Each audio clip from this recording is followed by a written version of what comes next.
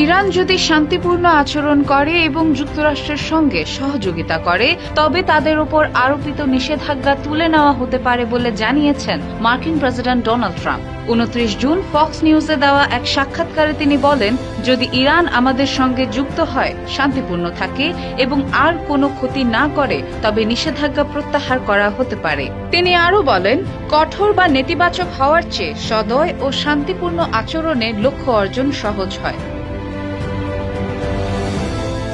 Trump দাবি করেন, সাম্প্রতিক মার্কিন ও ইসরায়েলি হামলায় ইরান পরমাণু কার্যক্রম চালানোর মতো অবস্থায় নেই। তিনি বলেন, তারা আর পারছে না।